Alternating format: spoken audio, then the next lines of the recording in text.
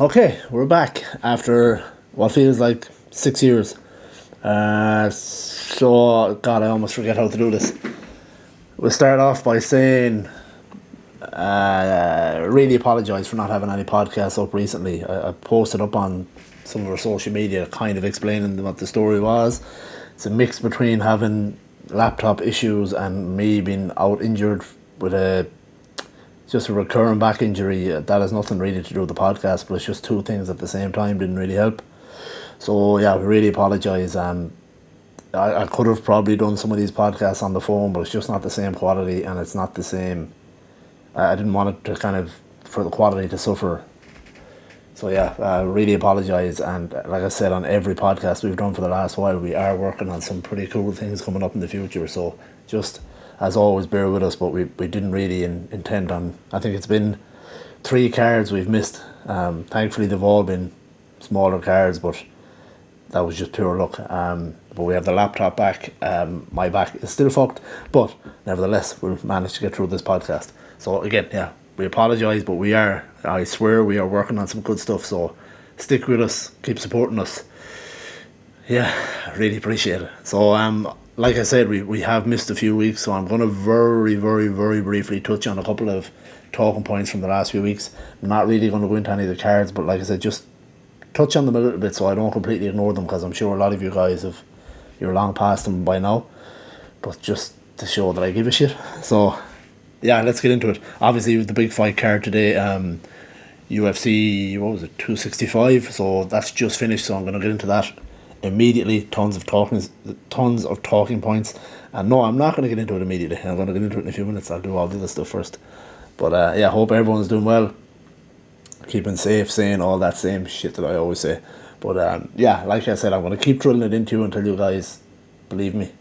Maybe you believed me weeks ago, I don't know. But yeah, we are working on some good stuff, so stick with us. You'll see when I can eventually reveal it. Sounds like I'm having a sex change, but I'm not. So anyway, I'll get into the last one the first one I had missed. Does that even make sense? Going back to the first card that we missed there was Makhachev versus Thiago Moises. So again, I'm not going to get into it too much. I'll just touch on, again, what a performance by Makhachev. Completely dominated Thiago Moises' submission in round 4. And the other talking point on that card was the return of Miesha Tate, who possibly looked better than she ever, I don't want to say better than she ever has, but she looked really good. She looked strong. Of course, it was against retiring Marion Renault, but still not an easy fight, and she looked really good. Finished the fight by TKO in round 3. Thank God I have these notes, because I don't remember half of this. But yeah, so that's all I'm going to touch on that card, because like I said, I'm not going to dive too much into it. You've all seen the results of all of those and stuff like that. So the other one I wanted to touch on was the Corey Sandhagen and TJ Dillashaw card. Just simply about how good TJ Dillashaw looked, considering he's been out so long. I know he's not like a big fan favourite at the moment, getting caught obviously with the EPO and stuff, but look, at the end of the day, you can take all of that stuff till the cows come home, but it's not going to make you as good a fighter as TJ Dillashaw. And the way he performed against Corey Sandhagen, especially after being out so long, I know there was a lot, in particular on that card, actually there was a lot of complaints about judges. Kind of understood for some fights. I honestly thought TJ won that fight. I wouldn't have gone crazy if they gave it to Corey either. So I think when a fight is that close, it's kind of similar to, when you go back to the Volkanovski and Max Holloway fights. When they're that close, it's okay to lean one way or the other, I know a lot of people are kind of talking about the damage done to Dillashaw, but I still thought Dillashaw won the fight, in my opinion. And at the end of the day, I think what people need to forget, it's kind of similar when guys always say, oh, if Nate Diaz could go 6 or 7 rounds, he'd win a fight. Well, that's the difference. People have to remember, although it's a combat sport, it's still a sport. So, it's like saying, I'm going to use a terrible reference, but it's like saying if you could use your hands in football, soccer for you degenerates, you'd win the game easy. That's not the sport. The same way, looking at, if this was a real fight, Sandy Hagen would of course won because of the damage done to Dillashaw, but it's all down to, like the pressure, the mixing up the wrestling, the up against the cage, it's all how you score. Do I agree with it all the time? Absolutely not, but that is the rules of the sport. Again, I'll always use like the Nate Diaz reference where when he was fighting Leon Edwards. Look at all the hype around Nate Diaz after that fight, but he got the shit beat out of him, except for one shot he landed on Leon Edwards. So yeah, it's just, people, I think some people need to remember it is still a sport. It's how it's scored, regardless of how you looked or whatever it may be. I did think Dillashaw won that fight, albeit how damaged he was. But when you think of, he tore, I think it was his ACL or something in his knee in that fight, or it was, yeah, he tore it in that fight, I believe, and he had a massive scar tissue on his eye going into that fight, and that's why it opened up so bad. To be honest, I thought they were going to stop it. The cut was really bad. I'm glad they didn't, but it was one of those kind of cuts where the doctors would stop it. But yeah, you've got to give shout out to Dillashaw for that performance, in my opinion. Still proves to be a big challenger for a lot of fighters. Listen, Corey Sandhagen's not done yet. By no means, still young, still learning in the sport. He's still a good fighter by every stretch. So, just back to the drawing board, really. It's just one of those fights. In terms of the rest of that card, we have Kyler Phillips and Piver, which was a great fight. But yeah, I'm not going to touch on too much of that because, like I said, there's so much stuff we got to get into. Then there was, last week, it was the Hall versus Strickland fight card. I'm only going to talk about the co-main and the main event here as well. I want to mention Cheyenne Bays, or Bays, I think is how you pronounce it. I can't fucking remember, to be honest. Who, I think she showed up on short notice for this fight and then wins via devastating knockout. And you hear in the interviews afterwards, when she was talking to, it must have been DC, I believe, she was saying how she has like no money in her bank account and all that, and how she needed this win and she needed to get the money out of this fight. And then backstage you see she gets awarded performance of the night, which of course is a $50,000 bonus, and the reaction is it's pretty cool to see, which is the real nice side of the sport, and also the tough side, obviously, because it costs so much money to run these camps and to pay these coaches and all this kind of stuff. So good for her, and what a devastating knockout. Such a great time to kick as DePaulo was getting up off the ground. Just timed it correctly. It was very close, but yeah, she timed it right. Then of course the main event was Uriah Hall and Sean Strickland. This fight drove me nuts. Uriah Hall absolutely drives me crazy. He has all the ability in the world, and for some reason just never seems to turn it on in fights. I don't know why. I did think there was a lot of, even some of the podcasters I listened to, I thought there was a lot of overhype around Uriah Hall going into this fight too, because obviously he's been performing better for Uriah Hall standards. He's been looking a bit more confident lately, but at the same time he's beaten some guys that are at the end of their, he beat Chris Weidman. Chris Weidman broke his leg. I know, of course, it goes down as a win. I'm not disputing that. It's just I think he was a little overhyped. I know some people were saying they wanted to see Uriah Hall versus, it'd be interesting to fight him versus Adesanya. I don't think he's even come close to earning that. Yeah, just this fight again, there was no urgency. He kind of looked like he wanted out immediately. He didn't seem to want, even in between rounds, he didn't seem to have any interest in getting going. And Sean Strickland, he's pretty technical. He does all the right things, nothing fancy. But I honestly don't think he's that good either. He's a good fighter, but I think when he goes to meet those top guys in that division, he's not going to come out on top. Very entertaining character, which we'll get to later. But yeah, I just think Uriah Hall, he has these moments and these chances against these fighters to turn it on and do something, and I don't know, is it still a mental thing or whatever, but for me it doesn't look like he wants to fight. It hasn't looked like that for a long time. I know people always refer to him on the Ultimate Fighter, and he was amazing, knocking guys out left, right and centre, but you just can't keep doing that at the top. It's frustrating to see, and I'm sure it's frustrating being his coaches, and I'm sure it's frustrating being Uriah himself. Maybe it's a deep mental thing, or maybe the fight's not there. Sometimes it's just not there anymore. It's a hard thing to do. And I don't like to be kind of shitting on the guy, but it is frustrating to watch when you know the ability that he has. Anyway, I spent too long talking about that, so we'll move on to the big card today. A lot of stuff to talk about. So, where are we? I'll run through the early prelims as quick as I can. So we have Manal Cape versus Ode Osborne, which was this was a really fun fight. Real over and back. There's a lot of. It was just a fun fight. There was a lot of heavy moving early, and eventually Manal Cape getting the TKO in round one, the end of round one. But it was a fun fight for as long as it lasted. That was to kick off all the fights. Then move on to the next one. It was Miles John versus Anderson Dos Santos. And what a knockout by Miles John.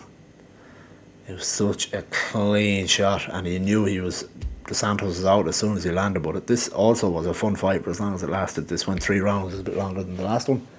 But for bantamweight, like Miles Johns is quite heavy-handed. But it was clean. As soon as he touched Dos Santos, you could see him go out. And good win from Melissa Gatto. Johnny Munoz with a good win. And then moving on to the prelims. This was the fight I couldn't wait to talk about, and I knew it was going to be the fight I was going to be talking about afterwards, which was, I don't know, but I'm sure people have heard me talk about Rafael Fiziev, or Fiziev, I think is how you pronounce it, versus Bobby Green. Knew it was going to be a fun fight. It was great matchmaking by the UFC, and gave you everything you wanted it to be. It was just over and back. The pace the two guys put on in this fight, the body shots from Fiziev, Bobby Green, which I'm a fan of Fiziev, and I believe I have shared before on the podcast and on the social media that I believe possibly he could be a future champion in that division, and that's a stacked division. He's just fun. He's confident. He's got a bit of everything, but his striking is really nice. His head movement against Bobby Green is not an easy fight.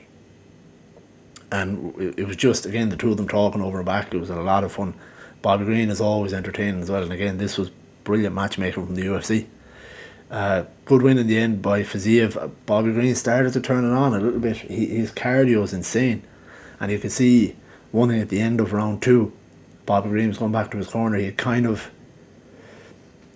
was kind of coming in. You could see he was coming into it a little bit at the end of round 2, and he said to his corner, he's dead tired, and he didn't even want to sit down. He wanted to get right back at it. And I thought he could possibly have taken it, because it did look like Fiziev was getting a bit tired, which he was, but his striking and everything, just he held out. And Bobby Green, I don't think, was happy with the judges. I think he thought he deserved round 3, which I would have said too, but either way would have lost the fight. So I don't know, does it really matter? But maybe, I think you just want to at least get that round. But such a fun fight. So just looking at the bonuses, so yeah, Bobby Green and Fiziev won fight of the night, which I thought was fully deserved, and I want to say bet my life on it, because it's happened before where I've said it's going to be fight of the night and they've turned out shit. But usually when you have a fight this good, it tends to live up to expectation. But great fight, and as I said, I'm high up on Rafael Fiziev. I think he's going to go on and do some big things. I believe he's 4-1 in the UFC now. 1, 2, 3, 4. Yeah, 4-1. So in a stacked division, he's just fun to watch. His striking is real nice. His defense is good.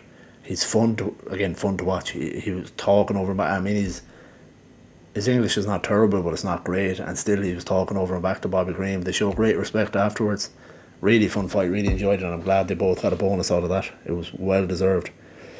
It will be so interesting to see who they match him up with next, because that division, as I said, is stacked. So stacked. Like, take your pick. There's so many. I don't know where he's not ranked at the moment yet. I would imagine he must be near enough there now. But like, there's so many, like him versus Thiago Moises would be fun. Brad Riddell. I think Riddell is. There might be a connection there between those two boys through training in Thailand. I think they're both with Tiger Muay Thai, if I'm not wrong, or they were. But gotta love that lightweight division, and I'm looking forward to see who they match him up with next. Such a fun fight, and as always, Bobby Green is always fun as well. So yeah, they got. I'll read out the other bonuses here as well. So the two boys got fight of the night. Then we had performance of the night went to Jessica Penne, which we'll get to later. Vicente Luque got a performance of the night. They gave out a lot of performance in the night. Luque, Suragan, and Miles Johns. All, Jesus, Dana is generous today. For once, must have been good. There must have been a lot of streaming this week. But yeah, so moving on down the card. Again, great fight. Love that fight. I could watch them guys fight every week, individually or against each other. Then we had Vince Morales winning via decision over Draco Rodriguez. That was a good fight too. It was fun. Then we had light heavyweight Alonzo Menefield versus Ed Herman. That also was a fun fight. Like, what an animal Ed Herman is. He just takes such an ass whooping. That guy's been fighting since, like, I think it's Tough 2 or 3 in, I think it was 2006. It's insane. And his leg was getting chopped up by Menefield in this fight, and he still just stayed in it at points, still putting Menefield in trouble here or there, like. But yeah, he was outclassed, but he was just still within landing that power shot here or there. How he lasted with the way his leg was chewed up by the end of the fight. Again, fun fight. He's another guy who it can be entertaining to watch. I don't know how he's still doing it so long. And then we had Karolina Kowalkiewicz versus Jessica Penne. As I said, Jessica Penne got a performance of the night bonus. She won via submission in this fight. I thought, again, Kowalkiewicz is another one of these people I find it hard not to root for. She was just always fun, and I remember she gave Joanna Jędrzejczyk her toughest fight up until Jędrzejczyk went on to fight Rose and Zhang Weili. But Kowalkiewicz was one of her biggest tests. But it seems after that fight, she just went down the way. I do wonder if it's one of those cases where they say when people have one of those wars, if the fighters tend to leave a piece of themselves in there. And from what I can think of, I don't think Kowalkiewicz has looked the same in any fight after that one with Joanna. And again, today, the fight, she didn't look terrible. She was kind of putting the pressure on. She just made a couple of silly mistakes. She went for a takedown with Penne, who is better on the ground, and ended up she got mounted, I believe, and there was a couple of submissions Penne went for, and eventually she got an armbar. Kowalkiewicz did her best to hold on, but the arm was super extended. Yeah, it's just a shame. Congrats to Penne, who's been out a while. I think she's just a lot of on and off injuries and stuff like that. Another, like, pioneer of the sport of women's MMA. So it's a good win for her, and I'm glad she got the bonus too. It's just, as a fan of Kowalkiewicz, it's hard to see how big of a slide she's had since that Joanna fight. But look, these things happen. So that would be the end of the prelims, I believe. So then we're on to the main card, which again, like I said, is a lot of fun talking points here. So to kick it off, we had Song Yadong versus Casey Kenny. This was to be expected. It was a fun fight over and back. There's something about Casey Kenny that irritates the fuck out of me. I don't know what it is. I think ever since, I'm sure people know, when he was on Sean O'Malley's podcast and he had mentioned some things about Megan Anderson, I think since then I just find it hard to like him. So little things he does irritate the shit out of me. But I don't know, it's just something about him. There's certain things he does that, like, I don't know if anyone noticed this in the big press conference they did with all the fighters. He kept making, like, I don't know, is it like bird sounds or something like that? Maybe it's a thing he's doing, I don't know, maybe there's a particular meaning behind it, but it irritated the fuck out of me. And another thing was, I didn't like this personally after the fight. He felt he should have got the decision. Fair enough, it was a pretty close fight, but he was kind of getting Uriah Faber to agree to a fight. He was talking to you, are you willing to do another fight or whatever, which is fine. I get why he's doing it. You got to do these things, That saying, a closed mouth doesn't get fed, but at the same time you got to show a little respect, I think, as well. At the same time, he just irritates me. Something about him, I don't know what it is. Good fighter, he's fun to watch, but there's certain things he does that I kind of, I feel like you're not a big enough name to be doing some of the things he does. So yeah, in particular, yeah, I'll leave it at that. I'm not going to shit on the guy too much. Then we had. I just realised something actually. Why the fuck didn't Tisha Torres get performance of the night? Okay. I suppose Dana wasn't that generous after all. There's a couple, like I thought Jose Aldo maybe as well. I suppose you can't give everybody a bonus either. Yeah. I thought that's the fight I'm getting on to here is Tisha Torres versus Angela Hill. I thought it was a fun fight, which again I expected. I thought Tisha Torres looked brilliant. She looked really good. She never allowed Angela Hill to get into the fight. Constantly moving, constantly landing her side push kicks, if you want to call it that. And she was ferocious. Some of her blitzes, she was coming in, it was so quick. Yeah, she looked really good. A little bit of animosity going into the fight from the press conference. I don't know why, but I'm a fan of both of those girls. I think they're really good. And this was an important fight for both of them as well, to kind of, give a shout for fighting the top of the division or maybe eventually getting a title shot. But I thought it was one of her best performances that I can remember anyway, in my opinion. It was really good. I think she maybe could have got a bonus, but I guess Dana doesn't have enough money. Anyway, moving on. This fight pissed me off because I did not expect the result. Vicente Luque versus Michael Chiesa. This is why I don't gamble. But anyway, look, Luque to submit Chiesa is insane. I know he has pretty good jiu-jitsu, but that's not what people expected. At least I didn't anyway. He has a great dart stroke, which is what finished the fight in the end. But you just didn't expect it. You thought Luque was going to win via TKO or something like that. At least I did anyway. But yeah, great performance to submit Michael Chiesa. That's a massive, what's the saying, like a massive feather in your cap. Luque is kind of, I don't want to say quietly because I've been watching him. This is one of the only fights in a long time. I didn't want him to win because I'm such a Chiesa fan. But Luque he's been slowly kind of building steam, beating some big names. Like he's one of those guys who's quietly been doing it. Now he's kind of announced himself with this win. I think people are kind of, because he's been that guy before where he's been so dangerous and he could eventually be a challenger, and then he's had a few losses. But now he's doing it again, so I don't think people are paying him enough attention. But I think he's kind of announced himself here now as a possible title challenger. That's another division's quite stacked, and there's a lot of guys there that are waiting in the wings to get their shot at Kamaru Usman. I don't know why, to be honest, I don't know why Colby Covington is getting that shot, but I'm not a matchmaker. But yeah, Luque, I believe, it'd be interesting to see who they match him up with next. I mean, there's Leon Edwards, you got Gilbert Burns. Well, he's not going to fight Gilbert Burns because he might actually. Gilbert Burns is like a teammate, but Burns also fought Usman, they were teammates. So you look at the rankings, so they're going to change on Tuesday, but Luque was ranked 6 where Chiesa was ranked 5, so that's got to change. And then ahead of him you've got Wonderboy Thompson, they fought already. Leon Edwards, Gilbert Burns, Colby Covington, and then the champ, of course. There's fun fights to be made there as well, but what a statement he made. To go out and submit, like I had, for me, Chiesa was my dark horse of that division.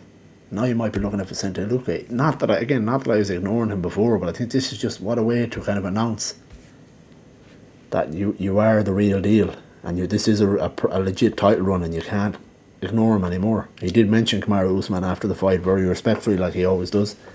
But yeah, what a performance. Just a shame for Michael Chiesa. I think he's earned to maybe at least get some respect, but at the same time, he's not gonna. That's not gonna be the end of him either. That guy's not going anywhere anytime soon. Moving on to, I was almost going to say my favourite fight of the night. There's so many moments in this card that I really enjoyed. This is definitely one of them, was Jose Aldo versus Pedro Munoz. Aldo just continues to shock people and improve.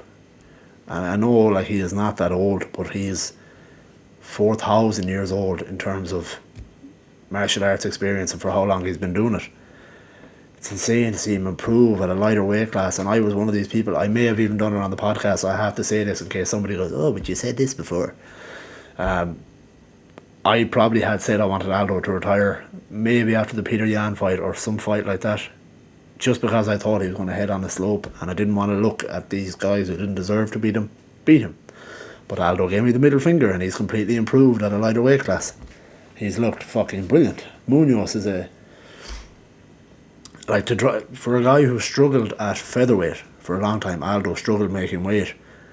To at an older age to now be able to get complete control of your nutrition, get your actual walking around weight down so your weight cuts are a lot easier, and to look super lean but be super fit, to look like nothing, like for such a tough weight cut supposedly, to lose nothing. His speed is there, his power is there, his defense looks better, his boxing looks like it's even improved.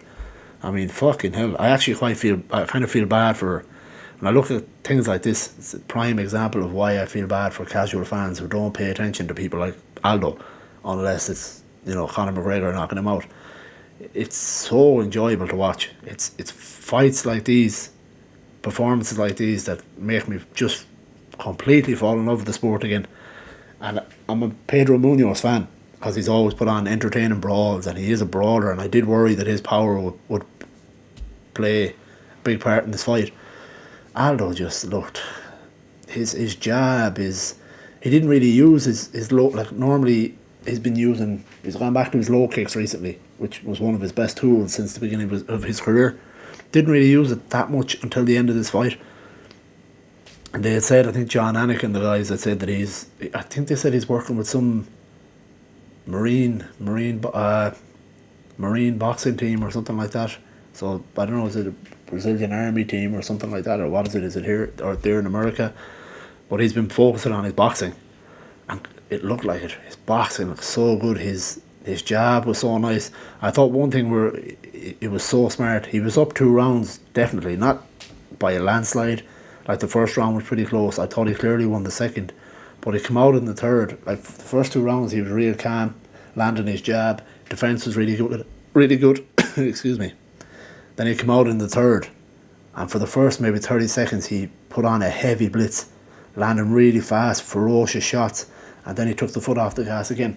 That was his way of putting a stamp on the win, to get his striking up really early in the round. So then he was already a foot ahead of Pedro Munoz, and then he calmed and he blitzed every so often. It's a fight I'm going to go back and rewatch. I thoroughly enjoyed it. How can you not think that he could possibly go on a title run now? I mean, I know Peter Yan in fact, people also need to remember is, even me, Peter Yan did not demolish Jose Aldo. He beat the shit out of him towards the end of whatever round, I can't remember whatever round he finished him in, but Aldo was in that fight in the early stage. He looked really good. This could be a possible chance of going on another title run. Yeah, for me, he looked brilliant. It was one of the best performances of the night. Looked so good, so just defensively sound. Boxing was so nice. And then when he blitzed, if you blinked, you'd miss 3 or 4 shots. And apparently, this was only a 3-round fight. Aldo has fought so many 5-round fights, and in this one, he broke his own record for the amount of significant strikes landed, which is insane. And that shows, that's a clear sign of improvement. Especially against, this is not like against, the UFC will...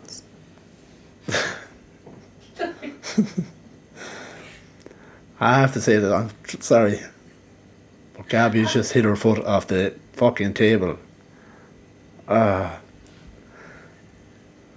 producer / girlfriend has just smashed her foot off the dining room table, living room, whatever the fuck you want to call it. Now I can't concentrate. Anyway, what was I saying? So Aldo looked excellent, and again, it wasn't against a nobody. It was Pedro Munoz, who's an animal, the same guy that knocked out Colby Covington. Not Colby Covington. See, my fucking concentration is gone. Jesus. Cody Garbrandt. I'm back. Here we go. Yeah, same guy that knocked out Cody Garbrandt. And even when they would kind of, if you want to say brawl, Aldo was smart. He'd get in and out real quick. Thoroughly enjoyed it. Any of you that maybe weren't fully paying attention to that fight or whatever, or the card, check out that fight. He looked excellent. Really, I was so tuned into this fight. It was so cool to watch him. For, as I said, for a guy who's, really should be retiring, going by how long he's been in the game, how many fucking massive fights he's had, to continue to improve. Brilliant. It's great to see. Again, thoroughly enjoyed it.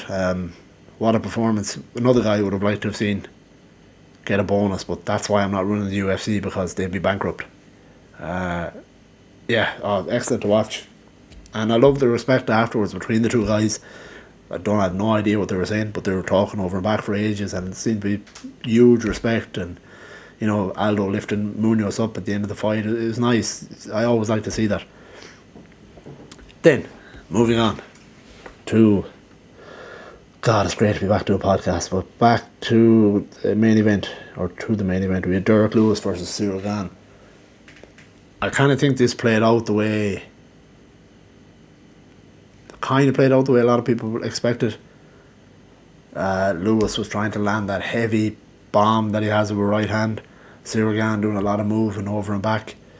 I don't know if people expected Gane to get the TKO. However, yeah, he can be boring to some people, Cyril Gane, I understand it, but for a big heavyweight like him, who is whatever 240 to 250 pounds, the way he moves, it's insane. And he is a problem. He's going to pose a problem for Francis Ngannou. Do I think he beats him? It will depend on the Francis Ngannou that shows up. If it's the patient one that beats Stipe, that's a tough fight for both guys. I admit it's a fun fight though. With Derek Lewis, yeah, that's the way Derek Lewis fights, and I think it's one of the worst matchups for him. I know people say wrestlers are, which is true too, but still with wrestlers, they've got to come into him, whereas Cyril Gane didn't. He just has to land his shots from distance, move away, stay real calm, keep moving and moving. Like it's again, can be boring for some people to watch, but I think it's great to see such a big guy be able to move like that. I thought Lewis, I still do think that some guys are kind of playing into Cyril Gane's hands a little bit, but that's what his style does to you. I think if you put pressure on him, because he looked slightly uncomfortable at parts when Lewis would close off the cage. He didn't do it often enough, but there was times where he would close off the cage, and Cyril Gane kind of didn't look as comfortable moving backwards. But when he's moving towards you and he can keep the distance, keep flicking out his kicks, it's easy. He can do that for 10 rounds. I just think Derek Lewis had to press him a little more, but again, it's easy to say that when a guy who moves that well and still punches doesn't have the Derek Lewis power, but he still has power. Showed he finished Derek Lewis.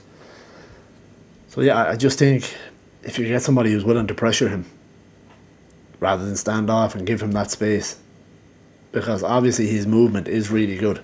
He's going to move out. When you try and close off the cage, he's going to move. But it's just a matter of, for Lewis, if he had moved that, rather than trying to explode off the cage, where Gane has so much room behind him to just step back, step to the side, whatever he wants to do with that really nice lateral movement he uses, it was better to pressure him. I thought Lewis would pressure forward, take some shots, and then just try and time that bomb, which again is easier said than done when you have a guy that moves like that. It just, I didn't really expect Derek Lewis to win this fight. I just hoped he would land a bomb. Performance of he got a performance bonus. Yeah, he deserved it. He did look really good, and he's going to pose a problem. Again, I'm not so sure he beats Ngannou. I would like to see somebody who's willing to pressure him, patiently pressure him, if that makes sense. Take control of the octagon and actually push him back. But obviously, again, you got to be calculated with him because he moves so well. You can't. If you get a patient Francis Ngannou that was, well protected, well guarded, technical when he fought Stipe, I think he's a guy who could possibly still get the win against Gane. I don't know if Gane is that guy to beat Francis yet. But we'll see what happens. This is who he's got to fight now. This makes for a fun fight. I kind of got sick of the whole John Jones discussion. This is what we need next now. Cyril Gane versus Francis Ngannou. I know Stipe is there. He wants a shot too. But this is what you're supposed to do when you have an interim title. You know, this is what Dana's plan was. So Cyril Gane has won the title, the interim belt, so he has now got to fight Lewis. There's nobody else. Fuck you, John Jones. With respect to Stipe, but fuck Stipe, you know, this is what you do. These guys got to fight to unite. You want to say unite the titles, unify the titles. Sounds like boxing when I say that, but that's what's got to happen. Listen, great performance. As a Derek Lewis fan, I kind of wanted to see him win, but still, Cyril Gane for such a fucking big guy. Even in heavyweight, he looks huge, and the way he moves. But I would like to see someone put a lot more heavy pressure on him. He has that, you know, Stephen Wonderboy Thompson type movement, where I think it's easier said than done, but I think you got to beat that with closing off the cage and trying to get them backing up. But the movement is so nice to watch. Just the variety of strikes he throws, you know, he's not always trying to knock you out, but the way he changes it up so often, you just don't know what's coming next. Yeah, it's a shame for Derek Lewis, because he is such a fan favourite, but so it happens. You come up against the top of the pile. So it'll be interesting to see what they decide to do, or when they decide to do. I'm sure that they have to go with Ngannou versus Cyril Gane, and they're also training partners too, so that makes for even more fun. The build-up is probably not going to be great, because they'll probably all respect, but who gives a shit? Just want to see that fight. So yeah, what a great card. It was a lot of fun. Yeah, my takeaways of the card were, I suppose you look at the bonuses, but for me, I thought Tisha Torres, Aldo, they're my, if you want to call them my I don't know, my takeaways from the night. I thought both of them were really good. Cyril Gane was really good too. But yeah, I would have liked to have seen, honestly, I would have liked to have seen Tisha Torres get a bonus. You know, Aldo performed really well, but I mean, that guy's been around. He's earned a lot of money through the sport. Would have been nice to see Torres get a bonus, but I'm sure she'd prefer to get her name higher up in the rankings and get a big name fighting next. Fighting a big name next. So anyway, that is that. We got through that a little quicker than I thought we would. So again, apologies guys, it's been so long since we've done a podcast. But hopefully you enjoyed that little catch up. Quick look towards next week. So obviously it's a smaller fight card, and it's Cannonier versus Gastelum, which fun fight. So running through that main card. Oh, we got Alexandra Pantoja versus Brandon Royval. That's a fun fight. That will be a fun fight. It's been a little while since we've seen Brandon Royval. I believe it was the Cara France fight. Then you got Courtney Casey versus Liana Jojua. Austin Hubbard versus Vince Pichel. Parker Porter versus Chase Sherman in the heavyweights. And then Clay Guida versus Mark Madsen before the main event of Jared Cannonier and Kelvin Gastelum. So yeah, that is looking ahead. A couple more talking points before we finish up. Yeah, that's all the fights. So yeah, a couple of things I wanted to get into was, just because it's all over the news, it's hard not to avoid it. It's all the Conor McGregor tweet stuff. And not just Conor McGregor, I want to talk about Sean Strickland as well. So just bear with me one moment. Yeah, so obviously there's been, you know, since McGregor broke his leg, there's been a lot of, as usual, he's been tweeting a lot and all that same shit he always does. So there's a couple of things I have to talk about. For once, I'll take what I'm going to say with a pinch of salt over these next few minutes, because I'm not defending Conor McGregor's tweets, but there is some things I wanted to talk about. First off, his tweet about Khabib's father, I thought was disgraceful. I honestly did. I didn't like that at all. I thought there was no need for it. Yeah, it's poor taste. I don't understand it. Basically it was in, for people that don't know, but I'm sure a lot of people do, it was in response to Khabib's tweet. He tweeted to Poirier about, you know, good will always defeat evil and congratulations and all this, and then Conor responded with COVID good, father evil, because obviously Khabib's father, I'm going to butcher his name, but Almanup Nurmagomedov, I believe is how you pronounce it. He died complications after COVID. So yeah, it's not a nice tweet. It's sometimes Conor McGregor becomes very hard to respect. Another thing as well though that does piss me off about it is people tend to go on, they love to give out about him, he's disrespectful, he's this and all that. But if that's the case, why continue to talk about him? Like after the Poirier fight, there's been no respect sent Poirier's way whatsoever. I think that is the issue. I mean, I got so sick of seeing posts about Conor McGregor the last while. Unless he's fighting, I don't really give a shit.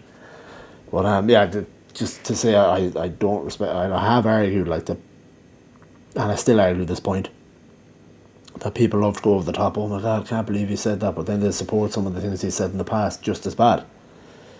This is over the top. The thing about Khabib's father, I have no respect for whatsoever. I think it's a horrible thing to say. And it's the main thing that actually pisses me off is not because he insulted him. It's because it's so contradictory. Because when Khabib's father died, he put out a real nice tweet towards Khabib's father, saying rest in peace, and my thoughts are with the Nurmagomedov family and all this. And then to go and say this, I mean, I just don't know what he's playing at. It's contradictory to himself, and yeah, I don't like it. I didn't like it at all. I thought it was a pretty shit comment. Yeah. But the other side is, which I don't like, and I'm going to play like as they say devil's advocate here, I do think there's an awful lot of like Khabib playing the innocent. It's not really him that's doing it, but I think it's people, whether it's people around him or it's the media themselves, like to play with Khabib. Khabib loves to do plenty of talking about Conor McGregor too. He was doing plenty of tweeting and stuff like that in the build up to the Poirier fight. He did all these tweets afterwards. So I mean, you're going to get a response, and then you get a response. You kind of go, oh, well, Again, he didn't deserve that response. I'm not. Again, that tweet was disgraceful. I'm not backing that up. I'm just saying, let's not pretend that Khabib is all that innocent either. The things he done after the Conor McGregor fight. Still talk about those too.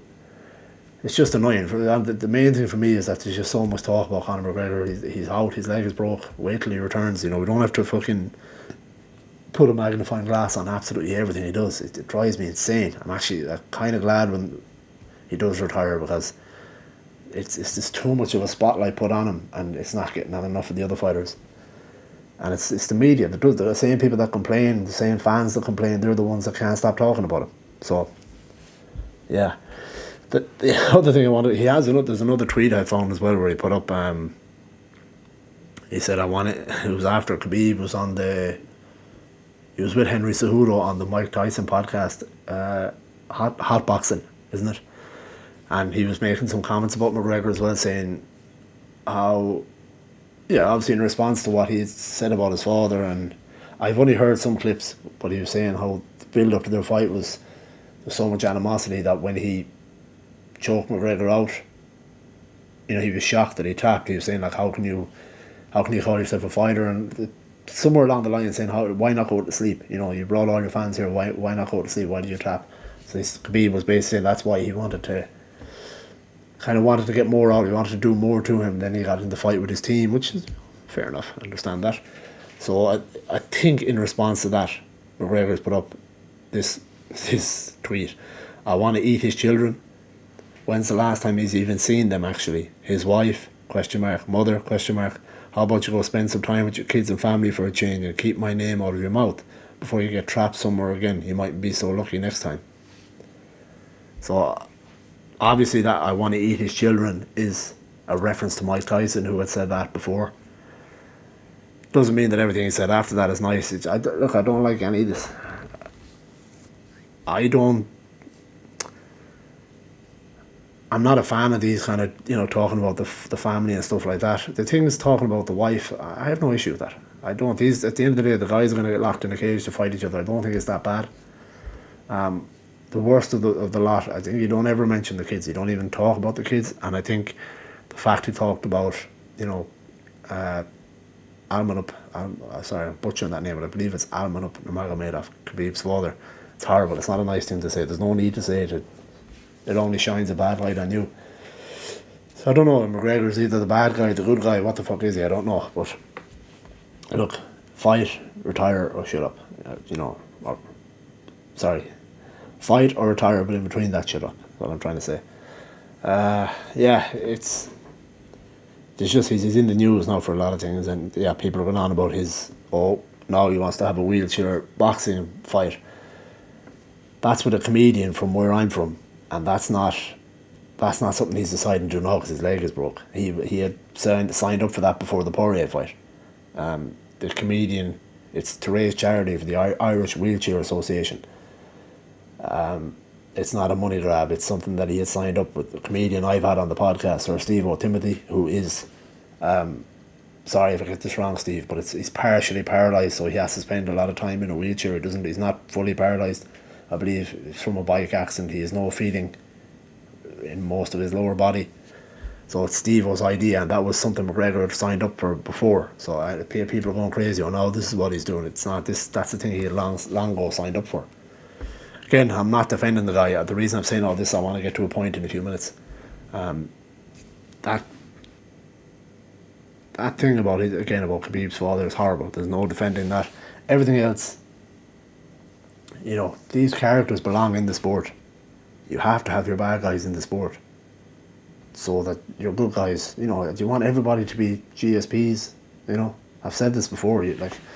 I get tired of talking about McGregor, even though I haven't done a podcast in ages. He just wears me out. But I know people like to go crazy, this and that. But listen, you have your bad guys in the sport. And there is one thing that I do wonder, and I've said this before. Why is it that Colby Covington can make a lot of these comments? Now, he hasn't said, he hasn't mentioned anything about Khabib's father or anything like that, but he has made some pretty bad comments. And I've referenced this one before where he talked about, I think he was referring to Robbie Lawler, where he said, you need to get off the tracks when the train is coming, learn from your coach. And that's in reference to Matt Hughes, who got hit by a fucking train when he was in his truck. Matt Hughes, who has now got some form of brain damage, that's not a nice comment. But it's okay because it's Colby Covington. I don't understand why the spotlight isn't shown on him so much. And people can say, but Colby's just playing a character. So it's okay to make these comments when you're playing a character. That's just what I don't understand. It doesn't add up. That's all I'm saying. For me, again, the comments about Khabib's father are terrible, but all the rest, is it really that bad? You're going to be locked in a cage fighting each other. Even Mike Tyson had said it to Khabib on that podcast, or I think Henry Cejudo had asked Mike Tyson his opinion on it, and he said, look, in this business anything goes, and I kind of agree with that. Again, this is only going to reflect poorly on McGregor anyway, the comments he's made. So again, I do think when you bring in kids and stuff like that, but look, it's always been a thing where guys want to talk about the wives and talk about this kind of thing and that. Is it really that bad? You need these characters in the sport. Everyone can't be the same. But I just do wonder why Colby gets away with it, because Colby has made some comments recently about, Dustin Poirier's wife. He called her a Jezebel. I don't even know what that is, but anyway. He called Poirier a fake nice guy, the fake charitable family man. And it doesn't say it here, but I remember listening to and he said something about the fake, using his kids and using his charities for fame, which that's not a nice thing to say in my opinion.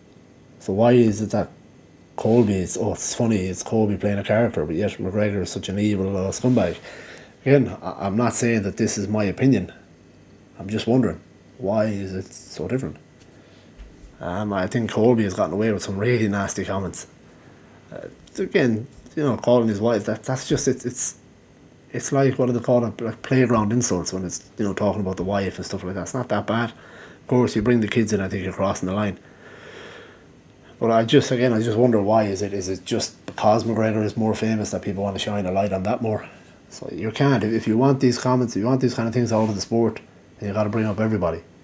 Got to talk about everybody. Chael Sonnen done it for years. Of course, Chael was a lot smarter with the way he said things. He wasn't as brutal as what McGregor or Covington can be. But it's just, it's my opinion. I'm getting to a point with all of this as well. Again, I don't agree with some of what McGregor's been saying. I just think it's poor taste. It's contradictory. It's stupid. Some of it's just stupid. So yeah, but have that same energy when you're talking. People who give out about this have the same energy with every fighter. You can't be saying about McGregor and then Colby is okay when he talks about Matt Hughes, who's a legend of the sport, who is now, in continuous rehabilitation for a brain injury. But it's okay to poke fun at that. I don't know. It's a bit weird for me. But anyway, the reason I got onto all these tweets is we have another man in the mix, which Sean Strickland, who fought last week. We talked about a bit of a fucking weirdo anyway. Not a weirdo, he's just seems a bit daft, the word I would use for him. But like, he made the comment, he was talking about Uriah Hall, saying, he's such a nice guy, and he plays the nice guy, but yet he'll kick your head off your shoulders, kind of thing. These are not quotes, I'm just saying. And it all built up to saying, if I kill someone in the ring, that would make me happy. That was one of his quotes. And of course, people are talking about saying, oh my God, why did you say that? And he made some other comments about how if he wasn't fighting in the UFC, he doesn't care about belts, if he wasn't fighting in the UFC, he'd probably be in prison or cooking meth. So, of course, they're not the best comments, and it's not nice to hear. It's not a good thing to say, you would make you happy to kill someone in the cage. But it's just another different character. The sport is full of all these crazy characters. At the end of the day, people need to remember, you're going to bolt these two guys into a cage with minimal rules, where you're allowed to literally knock a guy unconscious. You're allowed to pound his face into a canvas until another man pulls you off him. You're allowed to choke him until he loses full consciousness. But don't talk about his wife. That's just my opinion. That's all I'm saying. I again, don't read a lot of the comments, but I think these are talking about, you get all these different characters in the sport. I'm going around in circles here, but you get all these different characters in the sport that make it interesting. They make you either want to hate them, they make you respect them. The nice guys you respect more because you see the assholes. Like, if you look at for anyone, if you're a football or soccer fan, you see them doing interviews after a game. It's a script. It's constantly a script. Yeah, it was a great result, I scored, but it's more important that my team gets 3 points. It's the same thing all the time. When you see, like, no actors or celebs really want to do podcasts or interviews anymore because everything is dissected and looked at, and so when they do these rare ones, it's total bullshit. It's all scripted. Yeah, I'm so happy to make, and I vote for world peace. All this scripted fucking horseshit. So it's just, you need these crazy characters in the sport. Of course, again, with Sean Strickland, do I agree that it's good that he wants to kill someone in the cage? Of course not. I don't even think he agrees. I think he's just a mad fucker making these crazy comments.